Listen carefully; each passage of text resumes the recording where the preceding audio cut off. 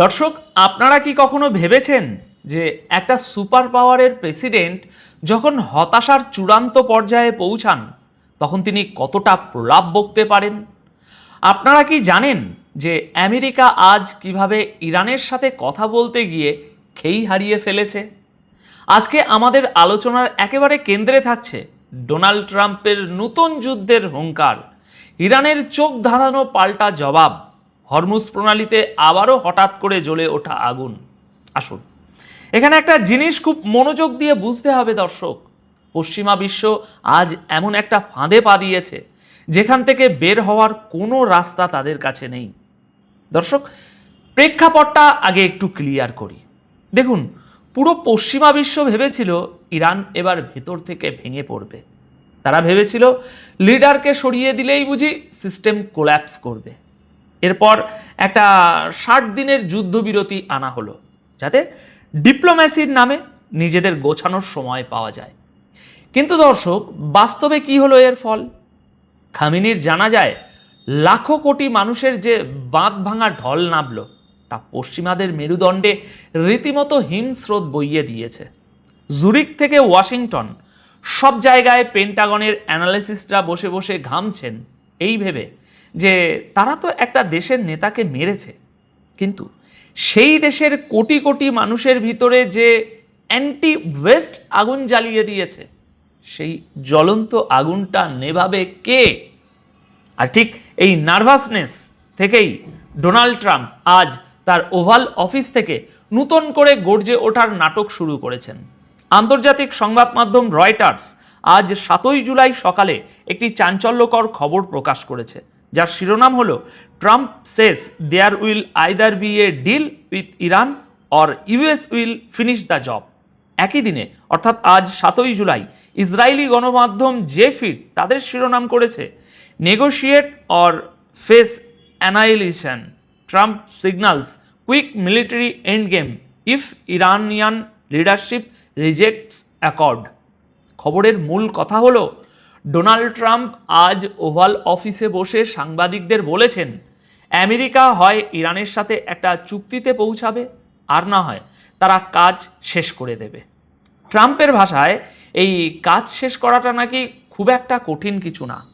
তিনি রীতিমতো দম্ভ করে বলেছেন আমেরিকা চাইলে মাত্র 1 ঘন্টার মধ্যে ইরানের সমস্ত ব্রিজ উড়িয়ে দিতে পারে, তাদের এনার্জি সাপ্লাই বা বিদ্যুৎ কেন্দ্রগুলো ধ্বংস করে দিতে পারে। ট্রাম্প আরও বলেছেন যে তিনি নাকি চুক্তি করতেই বেশি আগ্রহী, কারণ তিনি 9 কোটি 10 লক্ষ ইরানি নাগরিকের কোনো ক্ষতি করতে চান না। দর্শক, লজিক্যালি চিন্তা করুন, এই লোকটা বলছে সে 1 ঘন্টায় একটা দেশের সমস্ত ইনফ্রাস্ট্রাকচার ধ্বংস করে দেবে, আবার পরেক্ষণেই বলছে সে নাকি সাধারণ মানুষের কথা ভেবে চুক্তি করতে চায়। এই যে ডাবল স্ট্যান্ডার্ড, এটা কি আপনাদের চোখে পড়ছে? এই ভণ্ডামির আমরা আরও পরিষ্কার রূপ দেখতে পাই এনডিটিভির একটি রিপোর্টে। এনডিটিভিতে আজ 7ই জুলাই প্রকাশিত খবরের শিরোনাম হলো Trump's finish the job warning to Iran amid peace talks. খবরটিতে ট্রাম্পের এক্সিওস মিডিয়াকে দেওয়া একটি সাক্ষাৎকারের কথা উল্লেখ করা হয়েছে। এখানে ট্রাম্প দাবি করেছেন যে খামেনির জানা যায় যখন ইরানের সমস্ত শীর্ষ নেতারা এক জায়গায় জড়ো হয়েছিলেন তখন আমেরিকা চাইলে এক গুলিতে বা ওয়ান শটে সবাইকে শেষ করে দিতে পারত, কিন্তু তারা নাকি সেটা করেনি। কেন? কারণ তাহলে আমেরিকা কার সাথে আলোচনা করবে? আলোচনা করার মতো তো আর কেউ বেঁচে থাকতো না, সেই জন্য। দর্শক, আপনি কি বুঝতে পারছেন পশ্চিমাদের সাইকোলজিটা কেমন? তারা একটা দেশের নেতাকে খুন করেছে, সেই শোকে কোটি কোটি মানুষ যখন রাস্তায়, তখন তারা বলছে আমরা চাইলে সবাইকে মারতে পারতাম, কিন্তু দয়া করে মারিনি। এটা কি কোনো সভ্য দেশের ভাষা হতে পারে? পশ্চিমা বিশ্ব এভাবেই যুগ যুগ ধরে নন ওয়েস্টার্ন দেশগুলোকে তাদের দয়ার ভিখারি বানানোর চেষ্টা করে এসেছে। কিন্তু ট্রাম্পের এই হুঙ্কার যে আসলে ফাঁকা আওয়াজ, সেটা বুঝতে হলে আপনাকে ইরানের পাল্টা চালগুলো দেখতে হবে।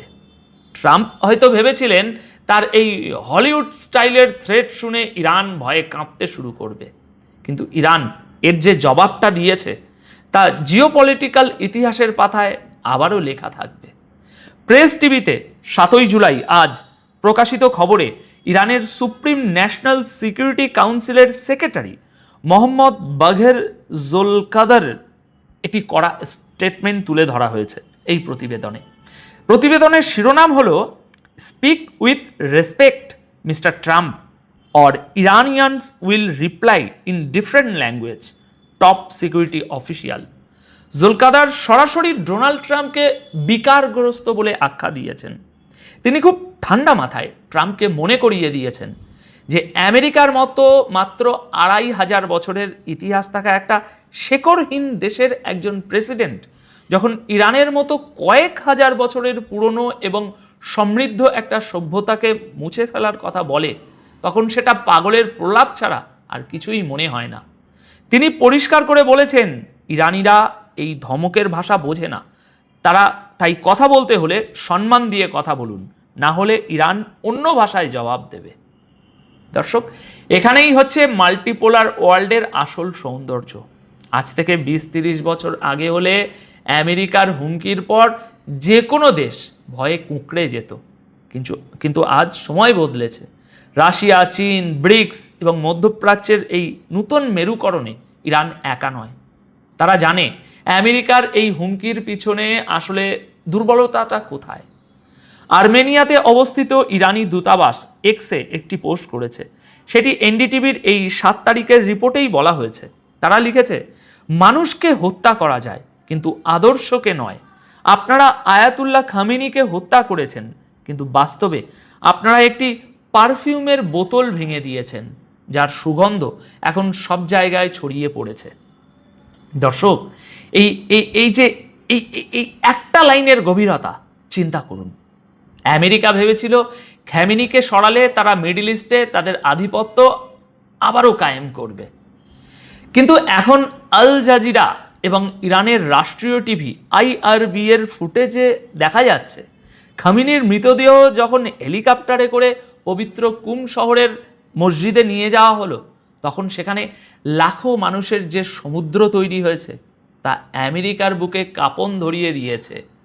এই কোটি কোটি মানুষের যে সেন্টিমেন্ট, এই যে পারফিউমের বোতল ভেঙে সুগন্ধ ছড়িয়ে পড়ার বক্তব্য, এটাই হলো সেই অ্যাসিমেট্রিক পাওয়ার যা আমেরিকা কোনো দিন তাদের $1 ট্রিলিয়ন অস্ত্র দিয়ে ধ্বংস করতে পারবে না। কিন্তু আসল খেলাটা শুধু কথায় সীমাবদ্ধ নেই। কথায় আছে না, জিওপলিটিক্সে যা দেখা যায় তার চেয়ে যেটা দেখা যায় না সেটাই বেশি ভয়ঙ্কর।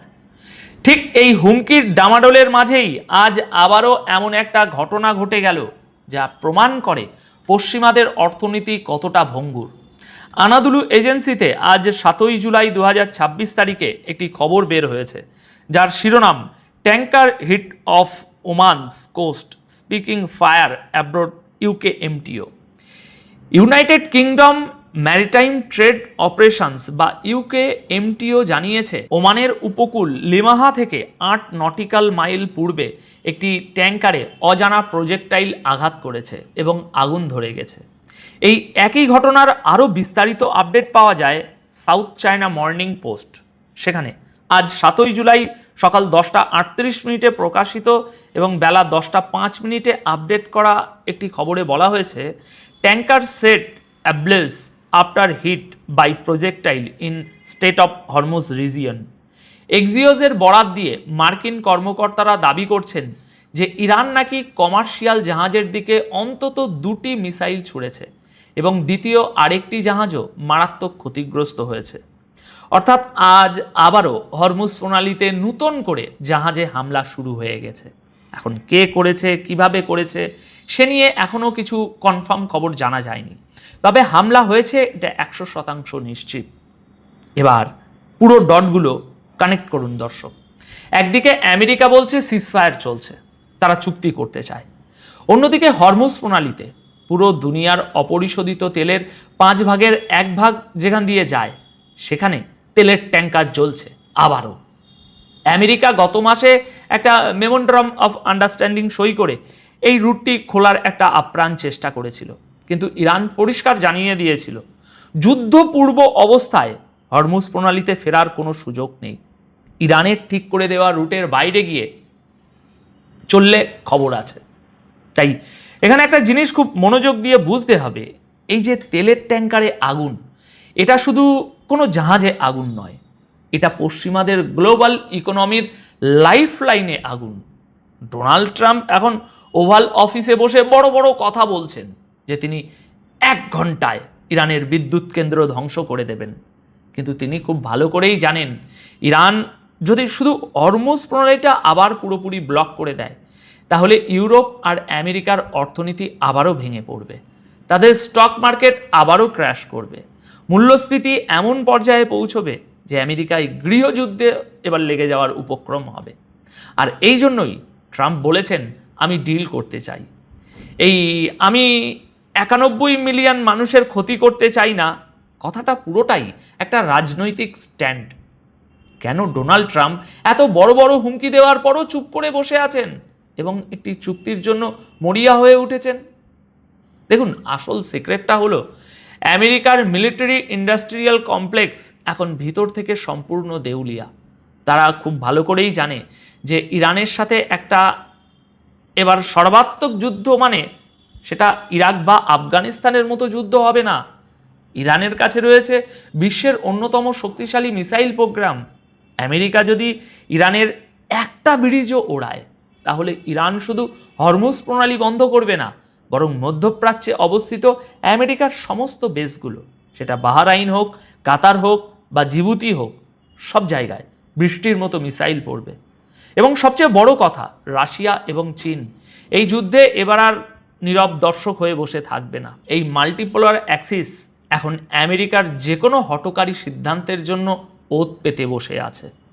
ট্রাম্পের এই হুঙ্কারগুলো আসলে ইরানের উদ্দেশ্যে নয়, এই হুঙ্কারগুলো তার নিজের দেশের ভোটারদের উদ্দেশ্যে এবং ইসরায়েলকে শান্ত রাখার জন্য একটা ড্যামেজ কন্ট্রোল মেকানিজম মাত্র। আমেরিকা জানে তারা মাঠে হেরে গেছে, এখন তারা শুধু টেবিলে বসে সম্মানজনক একটা এক্সিট রুট খুঁজছে।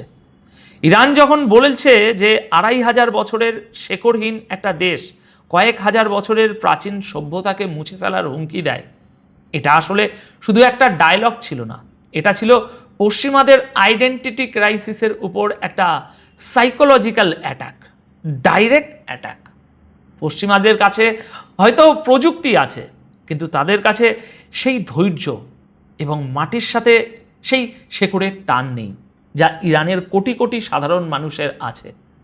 খামেনির মৃতদেহ যখন কুম শহর থেকে ইরাকের নাজাফ এবং কারবালায় নিয়ে যাওয়া হবে, তখন পুরো শিয়া বিশ্ব যেভাবে ঐক্যবদ্ধ হবে সেটা আমেরিকার থিঙ্ক ট্যাঙ্কগুলোর কল্পনারও বাইরে।